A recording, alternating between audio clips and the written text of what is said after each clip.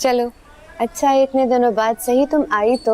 और बताओ रेहाना क्या चल रहा है आजकल? बस अल्लाह का शुक्र है, सब खैरियत से। लेकिन मोहल्ले भर में बातें बन रही हैं, कुछ पता है तुम्हें? मोहल्ले में बातें? कैसी? तुम्हारा मोहल्ले में आना जाना हो तो कुछ पता चले। फिर भी बताओ तो क्या बात हो रही है? कहते हैं तुम्हारी नंद का किसी से चक्कर चल रहा था, इसीलिए उसने शादी वाली रात को अपने शौहर को जहर दे के मार डाला। ये भी कोई बात हुई? तुम्हें भी ऐसा ही लगता है क्या रेहाना? अरे तो क्या नहीं हुआ ऐसा? सारे अखबारों में आया है, हमने भी पढ़ा है, तुमने नहीं पढ़ा क्या? मुझे इतनी फुर्सत कहाँ। पर अंजला तो इतनी हमदर्द लड़की है, हर एक के काम आती थी मोहल्ले में। किसी को अस्पताल जाना हो, बीमारी दुखी, तीमारदारी, यहाँ तक कि तुम्हें याद है जब तुम्हारी तबीयत खराब थी तो हर वक्त तुम्हारे घर पहुंची होती थी, कभी खाना बना रही है, कभी कुछ कर रही है। अब तुम्हें फिर भी ऐसा लगता है कि अंजला ने अपने शौहर को मार दिया? शाइस्ता, बुरा नहीं मानना, लेकिन दिलों के भेद तो अल्लाह ही जानता है। हम किसी की ज़बान तो नहीं पकड़ सकते ना। और ये जो मोहब्बत के आजकल के चक्कर है ना, इसमें तो लोग मारने मुड़ने को खेल समझते हैं। पता नहीं आजकल की नस्लों को हो क्या गया है।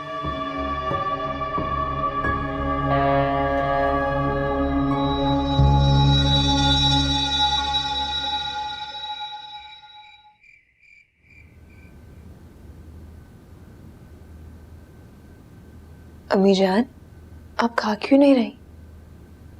बस बेटा। जवार भाई के जाने के बाद सना पहली बार आपके पास आई थी, क्या कोई काम था? काम तो कोई नहीं था, वो तो खुद आके मुझसे पूछी थी कि कोई काम है तो बता दें।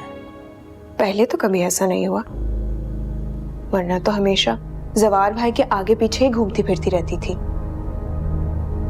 यकीनन अतीका ने कहा होगा। अतीका आंटी की तो बात ही मत करें आप।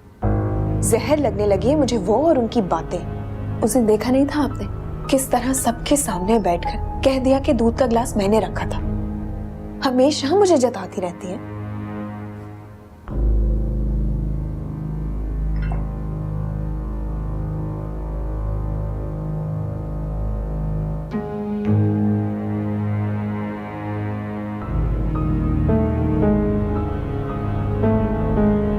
इधर आओ।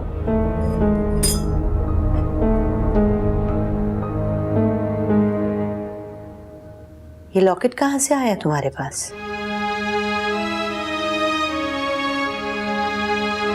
इस पर तो जवार लिखा हुआ है। बोलो, कहाँ से आया तुम्हारे गले में ये?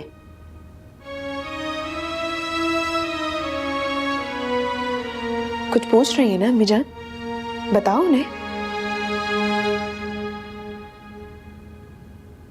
तुम्हें ये जवार ने मुंह दिखाई में दिया था?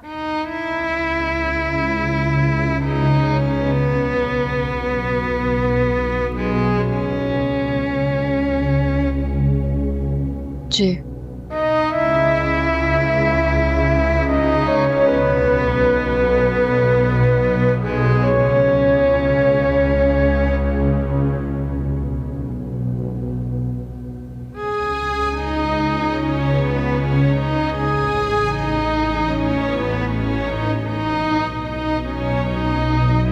अमीजान आप बैठे, आ जाए, बैठ जाए।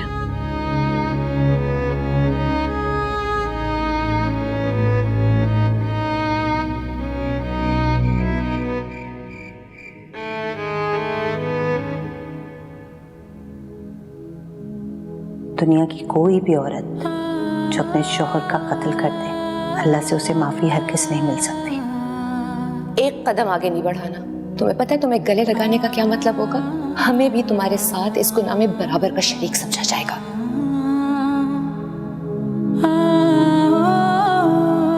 जिस लड़की ने हमारे बेटे का खून किया हो, हम उसकी माँ कैसे हो सकते हैं?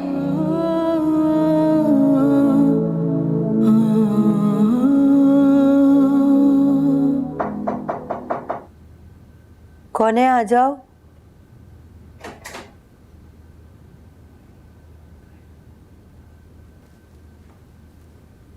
बेगम साहबा, अंजला बीबी की तबीयत बहुत ख़राब है, उन्हें दवाई दिला दूं? नहीं, कोई दवाई ववाई दिलाने की जरूरत नहीं है उसे। जैसे मेरे बेटे को उसने मारा है, उसे भी मर जाना चाहिए। जी अच्छा।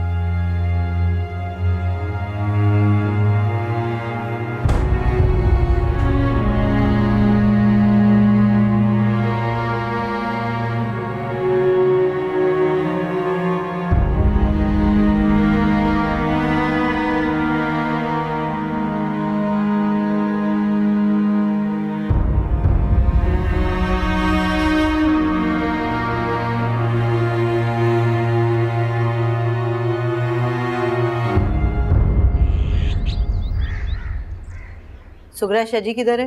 बेगम साहबा सो रहे हैं वो अभी तक सो रहा है? जी। अस्सलाम वालेकुम जी। वालेकुम अस्सलाम। आप कौन है? किससे मिलना है आपको? जी मैं अंजिला की माँ हूँ। अंजिला की माँ?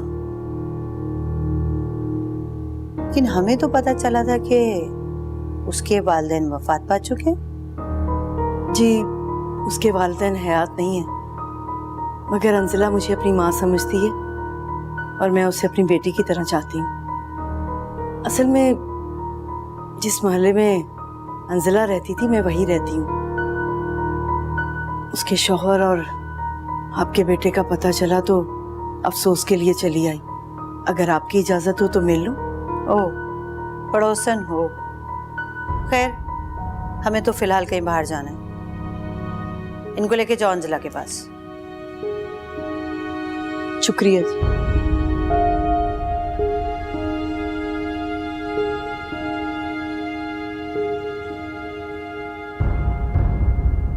गाड़ी तैयार है? जी बेगम साहब।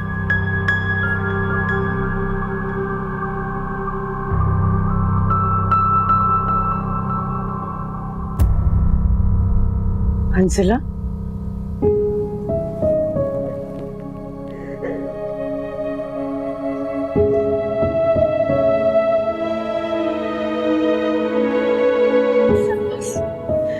मैंने कुछ नहीं किया, मैंने कुछ नहीं किया खाला। तुम्हें अपनी खाला से कुछ भी कहने की जरूरत नहीं है। मैं जानती हूँ तुम बेकसूर हो, पर ये दुनिया का दस्तूर है। जो बेकसूर होता है सजा भी उसी को मिलती है। कैसी है खाला? मेरी बेटी परेशान है तो मैं कैसे खुश रह सकती हूँ? भाभी, भाई, माधुर सफी कैसे? सब ठीक है, बस तुम्हारी भाभी तो तुम्हारे मुतालिक किसी को कुछ भी नहीं बताती। बड़ी मुश्किल से तुम्हारा एड्रेस मिला है। क्या भाभी को भी यही लगता है कि जबार को मैंने? तुम तो अपनी भाभी को जानती हो, उसे तो सबसे पहले यकीन हो गया था कि तुम्ही ने उसे जहर दी है। इसीलिए मैं तुम्हें कहती हूँ कि किसी से कोई उम्मीद मत रखा करो। बस वो ऊपर वाला है ना, तुम उससे दुआ मांगो, इंशाल्लाह वो तुम्हारी हर मुश्किल आसान कर देगा। खाला, मैं अपने नसीब का इल्जाम किसे दूं खाला? सच कहती हूँ, तुम वो बदनसीब हो जिसका नसीब एक कम अकल और अंधी औरत ने लिखा है। अगर तुम्हारा वो कमजोर भाई जरा सी हिम्मत कर लेता ना, तो आज तुम यहाँ कैद ना काट रही होती। खाला, खाला, मैं इस मुसीबत से कैसे छुटकारा पाऊं खाला? बस बेटा बस, रो नहीं, हौसला करो। अच्छा एक काम करो, हर 9 चंदी जुमेरात को ना जाके मजार पे दिया जलाया करो। देखना इंशाल्लाह तुम्हारी हर मुश्किल दूर हो जाएगी।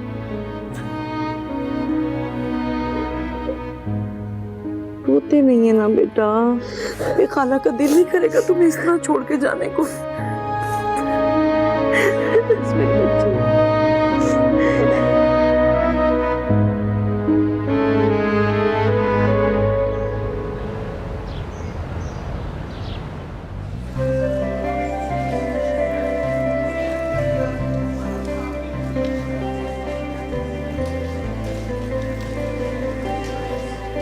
ये देखो, ये मेरी मामा है और ये बाबा है। और ये अंजिला भाभी अच्छी है ना? यार शक्ल से तुम्हारी भाभी कितनी मासूम लगती हैं। मुझे यकीन नहीं हो रहा कि उस हादसे में इनका भी कोई हाथ हो सकता है। यकीन तो हमें भी नहीं आ रहा था, लेकिन करना पड़ा। मगर तुम्हें इतनी हमदर्दी क्यों हो रही? कहीं ऐसा भी तो हो सकता है कि तुम लोग उन पे गलत शक कर रहे हो। शक नहीं है, बल्कि पूरा यकीन है। जिसे तुम मासूम समझ रहे हो, वो ही मेरे भाई की कातिल। अगर ऐसी ही बात है तो घर में रखने का क्या मतलब? पुलिस के हवाले कर दो ना उनको। नहीं कर सकते। खानदान की बदनामी, यही सब कुछ सोच के बाबा ने जहर का घूंट पी लिया। इसका मतलब है कि ये सब खानदान की इज्जत बचाने के लिए किया गया। तब तो वो गरीब। शट अप ज़हर। कब से सुन रही हूँ अंजला की हमदर्दी दिखाई जा रही है। तुम्हें क्यों नहीं समझ आ रहा है कि वो मेरे भाई की? मुझे बात ही नहीं करती। Hafsa, Hafsa, I am sorry यार, मेरा मतलब तुम्हें हर्ट करना नहीं था। जी बेगम साहब, आपने मुझे बुलाया? अंजला उस औरत से किसी की शिकायत तो नहीं कर रही? नहीं बेगम साहब, ऐसी तो कोई बात नहीं है। बस वो औरत ही बोल रही थी। क्या कह रही थी? वो अंजला बीबी को ये कह रही थी कि तुम्हारी भाभी को पक्का यकीन है कि जवार बाबा को जहर तुम्ही ने दिया। ऐसा कहा उसने? बिल्कुल बेगम साहब, ऐसे ही कहा है। और बाकी गली मोहल्ले की बातें कर रही थी, खैर खैरियत पूछ रही थी। अंजला ने क्या कहा? अंजला बीबी कह रही थी कि यहाँ मैं बहुत खुश हूँ, सब मेरा बहुत ख्याल रखते हैं, पर उसकी खाला को जरा भी यकीन नहीं आ रहा था।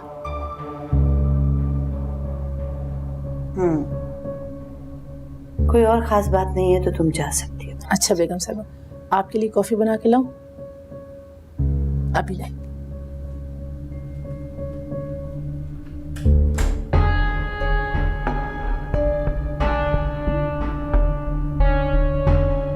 ये खाला कौन है और शाइस्ता को क्यों यकीन है कि जहर अंजला ने ही दिया है?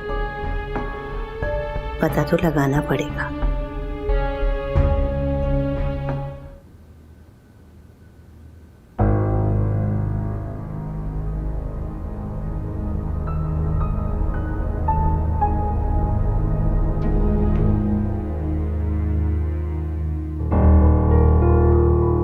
Thank you.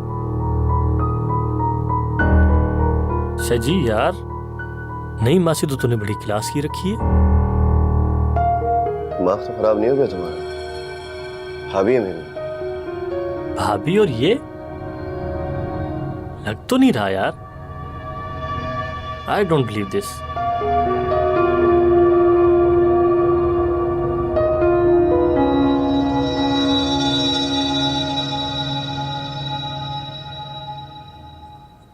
सना, क्या हर वक्त मुंह बसोर के बैठी रहती हो? कितनी दफा समझाया है कि हफ्सा के पास चली जाया करो, उससे कुछ बातचीत कर लिया करो। अम्मी, वो मुझे पसंद नहीं करती, आप जानती तो हैं। पसंद तो तुम्हें जवार भी नहीं करता था, मगर उसके तो भागी भागी पीछे पड़ती रहती थी तुम।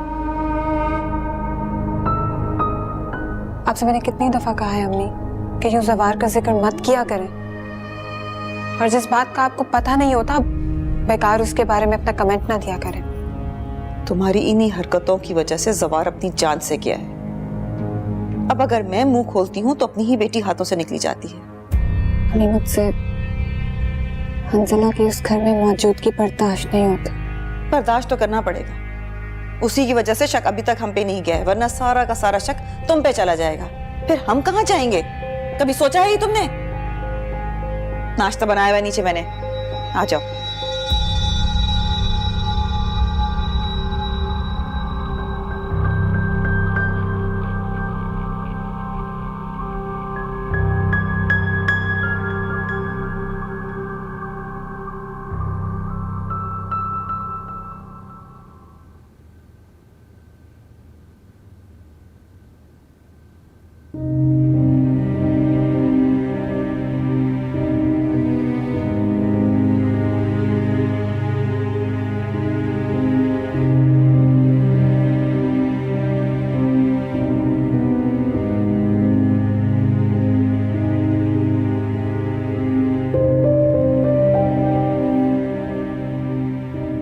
वैसे इसे इस घर में रखने में कोई नुकसान तो नहीं है।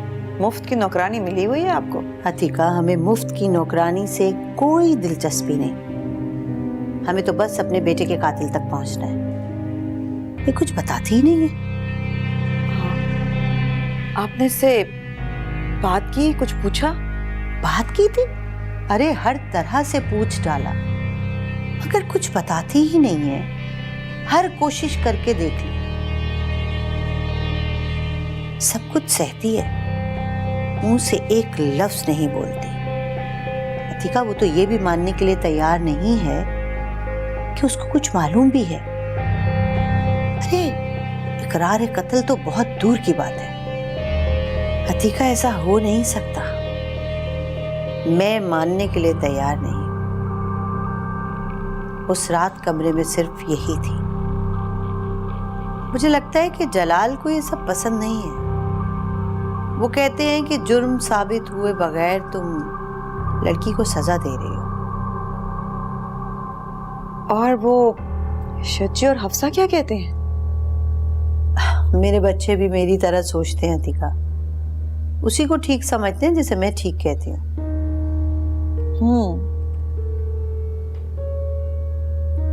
इसका मतलब है कि हमें कुछ और सोचना पड़ेगा। क्या सोचना पड़ेगा? आप बता रही थी कि इससे मिलने कोई आया था। हाँ, वो कोई महल्लेदार औरत थी, नूर बानो। उसकी भाभी नहीं आई थी साथ? आई थी अंजला को साथ लेने के लिए, मगर हमने नहीं भेजा। हम उससे पूछना चाहते थे कि अंजला ने हमारे बेटे को क्यों मारा, उसने ऐसा क्यों किया। अगर उसे रिश्ता पसंद नहीं था तो उसने शादी क्यों की थी? हमने जबरदस्ती तो नहीं की थी। मगर हम पूछ नहीं सके, बस कुछ ख्याल आ गया था।